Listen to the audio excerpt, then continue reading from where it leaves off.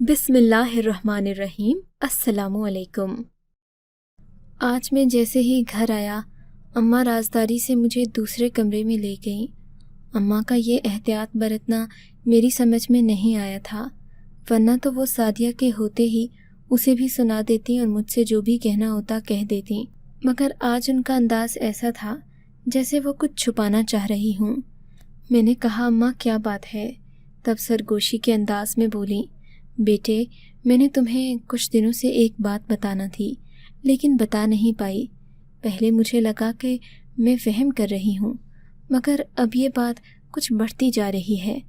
अम्मा पहेलियाँ न बुझवाएं, बताएं तो क्या बात है? बेटे, तेरी बीवी सईदा के बारे में एक बात है, मगर ये मेरा वहम भी हो सकता है। खामखा बच्ची का दिल दुखे, इसलिए मैंने उसे कुछ कहा नहीं, लेकिन मेरा अंदाज़ा बताता है कि कोई बात ज़रूर है। अम्मी ने कहा। मैं सोच में पड़ गया। मुझे तो सईदा में ऐसी कोई बात नज़र नहीं आती अम्मा। फिर आप ऐसा क्यों कह रही हैं? बेटा, बात तो मुझे भी कोई नज़र नहीं आई, बस वैसे ही पिछले कमरे में उसने एक बोरी ला रखी है। मैंने उस बोरी को यूं ही हाथ क्या लगाया, उसने तो आसमान सर पर उठा लिया। बोली, आप इसे हाथ ना लगाइए, आपको मेरी कसम है, मेरे बाबा की कसम, वगैरह वगैरह। अब तुम ही बताओ, उस बोरी में ऐसा क्या था कि सादिया ने मुझे उसे हाथ लगाने से भी मना कर दिया? अम्मा की बात सुनकर मैं हंस पड़ा। अरे अम्मा, आप ये कैसी बातें करती हैं? चले आए, मैं आपका शक दूर कर देता हूँ, मैंने अम्मा से कहा और सादिया को आवाज़ दी। सादिया आई तो काफ़ी घबराई हुई लग रही थी। सादिया, अम्मा तुमसे कुछ पूछना चाहती हैं।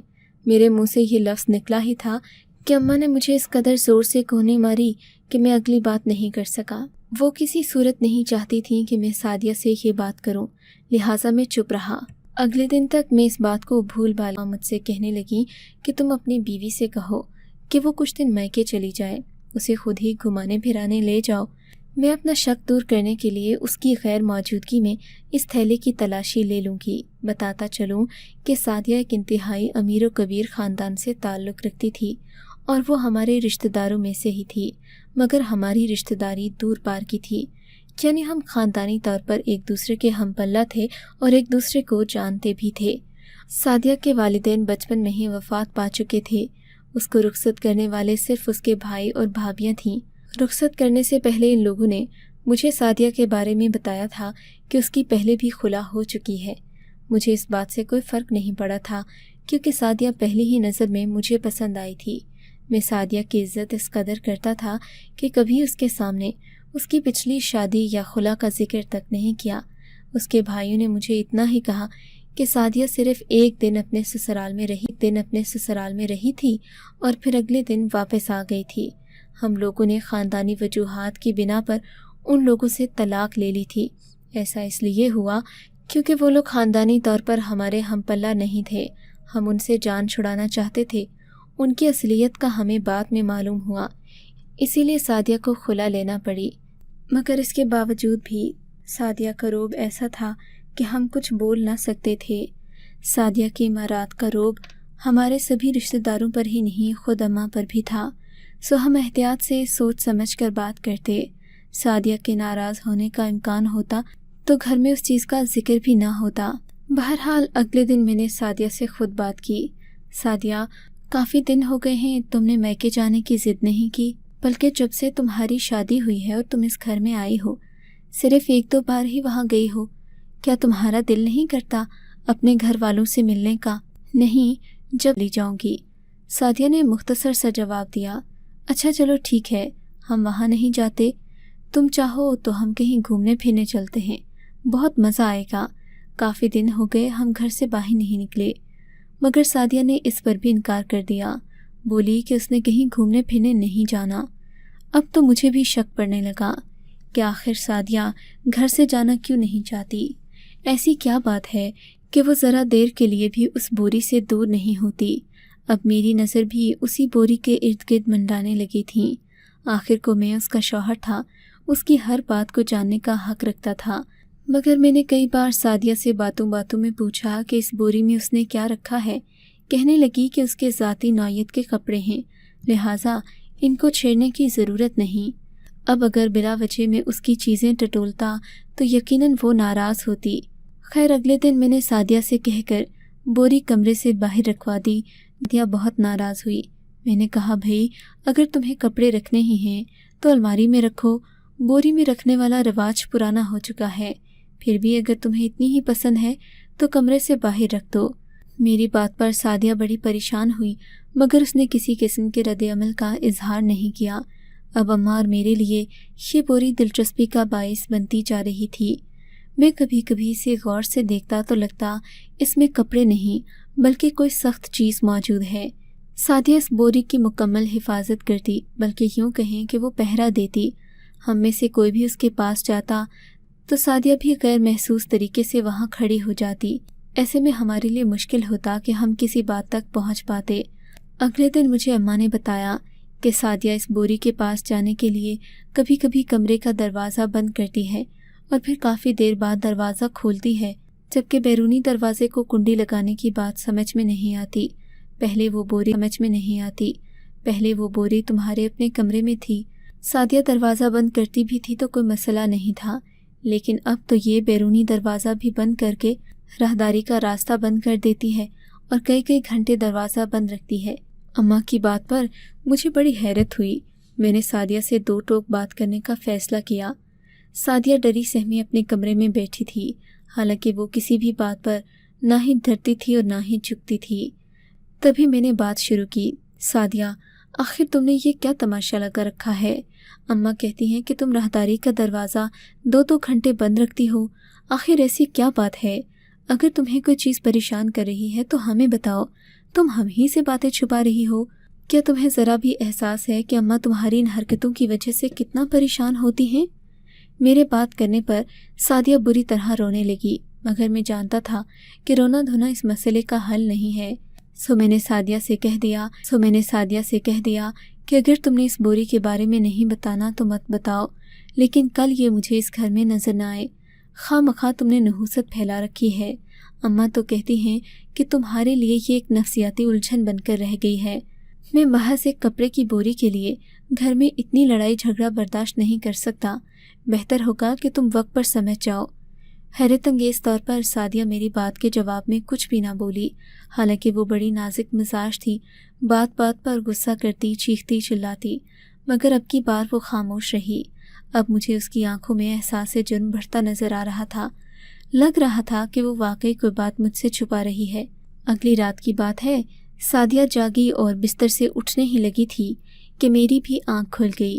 میں نے اسے دیکھا، اس نے مجھے نہیں دیکھا تھا۔ وہ اٹھ کر کمرے سے باہر چلی گئی۔ میں اس کے پیچھے پیچھے آیا۔ اس نے پیچھے مڑ کر مجھے دیکھا تو ایک دم گھبرا گئی۔ میں نے دیکھا کر رکھتی تھی۔ میں نے اسے دیکھا تو مجبور ہو کر وہ واپس پلٹ آئی، کمرے میں آ کر لیٹ گئی اور بولی، آپ عورتوں کی طرح میری جاسوسی کیوں کرتے ہیں؟ کیا آپ کو مجھ پر یقین نہیں؟ اس کی بات سن کر میں نے جواب نہ دیا، کروٹ بدل کر سو گیا۔ صبح آنکھ کھلی تو سعدیہ بخار میں تپ رہی تھی۔ میں نے دیکھا اس کی طبیعت بہت بوجھل تھی، اس کی آنکھوں سے آنسو رواں تھے اور ایسا لگ رہا تھا کہ وہ ساری رات روتی رہی ہے۔ رونے کی وجہ سے اسے شدید بخار نے آن لیا۔ میں نے اسے ڈاکٹر کے پاس چلنے کو کہا مگر اس نے انکار کر دیا۔ آج سعدیہ بیمار بستر پر پڑی تھی، اٹھ نہ سکتی تھی۔ میں اپنے کام سے آفس چلا گیا، اماں کو سعدیہ کا خیال رکھنے کو کہا مگر دن بھر بے چین رہا۔ دوپہر کے 11-12 بجے میرا شدت سے دل چاہا کہ گھر جاؤں۔ آفس میں دل نہ لگ رہا تھا۔ گھر آیا تو گھر میں بڑی عجیب سی خاموشی تھی۔ اماں شاید سعدیہ کے کمرے میں تھیں۔ میں راہداری سے ہوتا اندر جا ہی رہا تھا کہ میری نظر اسی بوری پر پڑی جو اس وقت ہل رہی تھی۔ عجیب سی حرکت بوری کے اندر پیدا ہو رہی تھی، جبکہ انسانی آواز واضح محسوس کی جا سکتی تھی۔ بوری کو جس ٹیبل کے نیچے رکھا گیا تھا اسے ہٹا کر میں نے پھینکا تو ایسا محسوس ہوا جیسے بوری کے اندر کوئی انسان موجود ہے اور وہ باقاعدہ سانس لے رہا ہے۔ میں نے قریب سے سننے کی کوشش کی تو مجھے رونے سسکنے کی آواز آئی۔ میرا تو دل اندر تک کانپ کر رہ گیا۔ یا خدایا، یہ کیا معجزہ ہے؟ کیا سعدیہ نے کسی انسان کو یہاں قید کر رکھا ہے؟ لیکن یہ تو کوئی چھوٹا سا وجود معلوم ہوتا ہے۔ میں نے بوری پر دوسری نظر ڈالی اور پھر اگلے ہی لمحے بوری کو میں نے اپنے ہاتھوں سے کھول دیا۔ बोरी में मौजूद छोटे छोटे सुराखों से बमुश्किल ही ऑक्सीजन अंदर जाती होगी। मैंने बोरी खोली तो ये देखकर मेरे सर पर हैरतों के पहाड़ टूट पड़े कि वहाँ एक इंतहाई मासूम सा बच्चा जो काफ़ी कमज़ोर था, गर्दन झुकाए अपने घुटनों के बल बैठा हुआ था। बच्चा डरा सहमा और इंतहाई खौफसदा लग रहा था। उसकी आंखों में वीरानी थी और होंठ नीले पड़े हुए थे। भूख से उसका लगता था कि बुरा हाल है। मैंने सादिया को इस बारे में कुछ न बताया। जल्दी से बच्चे को उठाया।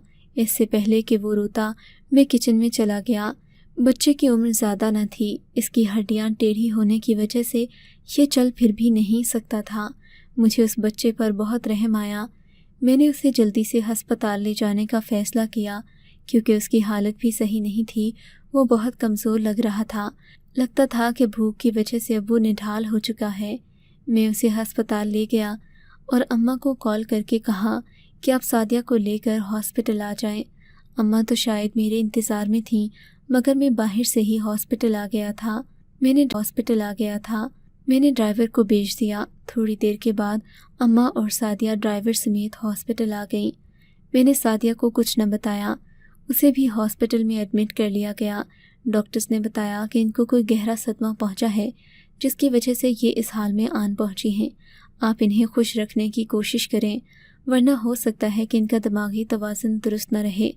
ये बात सुनकर मेरी परेशानी में इजाफा हो गया, मगर उस वक्त मेरी सोच का मरकज़ सिर्फ़ और सिर्फ वो बच्चा था जिसकी हड्डियां टेढ़ी हो चुकी थीं और जिसकी जान मैंने बड़ी मुश्किल से बचाई। डॉक्टर्स ने बताया कि बच्चे को शदीद कमज़ोरी है। भूख की वजह से ये सही तरह से सांस भी नहीं ले पा रहा। बच्चा वाकई हड्डियों का ढांचा लग रहा था। बच्चा बोलने के काबिल भी नहीं था, बमुश्किल गूं गां करता। मैंने बड़ी तवज्जो से उसका इलाज करवाया। तब तक सादिया की हालत भी बेहतर हो गई, जबकि बच्चा भी हॉस्पिटल में ही एडमिट था। मद रख लिया। थोड़ी देर बाद सादिया के कमरे में गया तो देखा उसकी आंखें रो रो कर सुर्ख हो चुकी थीं। वो बहुत बोझल और बीमार दिखाई दे रही थी। मेरे आने पर मेरा हाथ थाम कर बोली, मैं आपसे एक बात कहूँ, वादा करें कि आप इनकार नहीं करेंगे। मेरे यकीन दिलाने पर सादिया बोली कि अपने कमरे में उसने जो बोरी रखी है उसमें एक बच्चा है जिसे मैं कुछ खिला पिला दूँ और उसका ख्याल रखूँ। सादिया ने इतनी बड़ी बात मुझसे कह तो दी थी, मगर ये राज वो पहले फाश करने पर तैयार नहीं थी।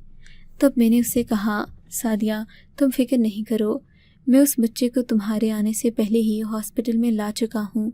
उसकी हड्डियों में टेढ़ापन आ चुका था, जिसके लिए डॉक्टर्स को उसे हॉस्पिटल में दाखिल करना पड़ा। मैं उस बच्चे को बाप बनकर पालूंगा। अगर तुम्हें उससे दिली लगाव है तो तुम्हें फ़िक्र करने की ज़रूरत नहीं।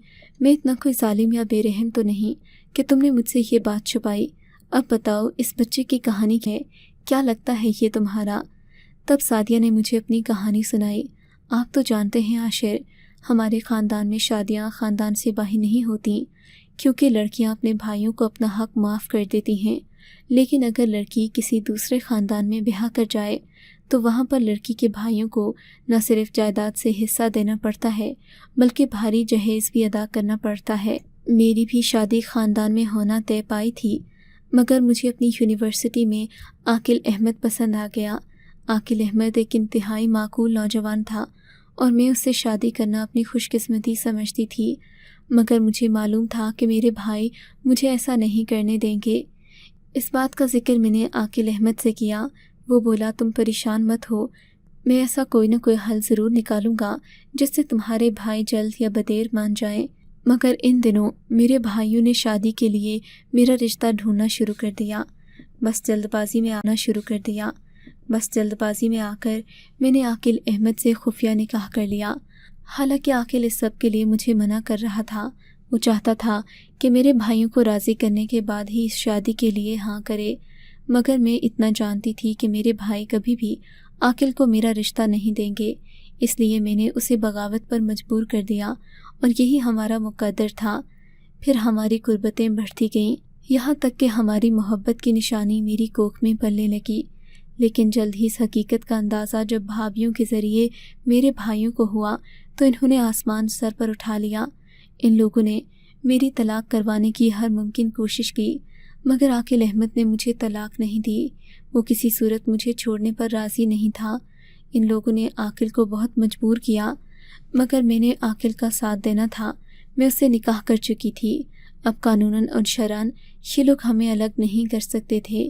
میں بھی خوش تھی کہ میں نے وقت پر نکاح کر کے اپنی زندگی کا اچھا فیصلہ کر لیا، مگر پھر وقت نے وہ ستم کیا کہ میں بے بسی کی تصویر بن گئی۔ میں اپنے ہی گھر میں قید ہو کر رہ گئی۔ بھابھیوں کے تانے الگ تھے اور بھائیوں کی شک بھری نگاہیں الگ۔ میں جاتی تو کہاں جاتی؟ پھر جب میری بھابھیوں کو یہ پتہ چلا کہ میں امید سے ہوں تو پانی سر سے گزر چکا تھا۔ اس وقت کوئی بھی ہماری مدد کرنے کو تیار نہ تھا، جبکہ میں اپنے اس بچے کو پالنا چاہتی تھی۔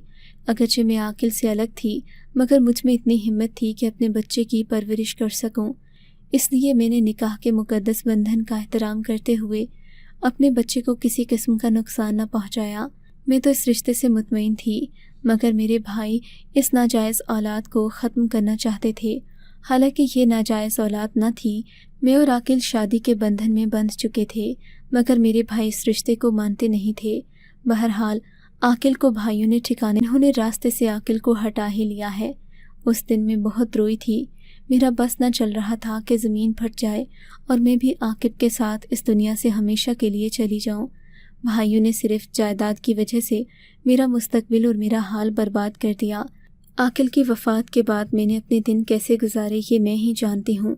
میں نے جب اپنے بیٹے کو جنم دیا تو مجھے عاقل کی شدید کمی محسوس ہوئی، مگر میں بس آنسو بہاتی رہ گئی۔